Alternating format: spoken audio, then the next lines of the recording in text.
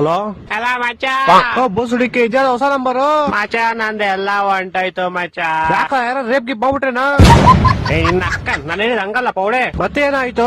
ಮಚ್ಚ ಊರ್ ಹೋಗೋಣ ಅಂತ ರೈಲ್ವೆ ಸ್ಟೇಷನ್ ಬಂದಿದ್ದೆ, ಯಾರೋ ಬ್ಯಾಗ್ ಹೊಡ್ಕೊಂಡು ಹೋಗ್ಬಿಟ್ಟವ್ರೆ ಮಚ್ಚ. ಬ್ಯಾಗ್ ಅಲ್ಲಿ ನನ್ ಫೋನು, ಇಯರ್ಪಾಡ್ಸ್, ಶೂಸ್, ಸ್ಮಾರ್ಟ್ ವಾಚ್ ಎಲ್ಲಾ ಕಾಸ್ಟ್ಲಿ ಐಟಮ್ಸ್ ಇತ್ತು ಮಚ್ಚ. ಸರಿ ಅದ್ ಬಿಡು, ಹೋಗ್ಲಿ. ನೈಟ್ ನನ್ ಕನ್ಸಲ್ ಏನ್ ಬಂದಿತ್ತು ಗೊತ್ತಾ? ಏನ್ ಬಂದಿತ್ತು?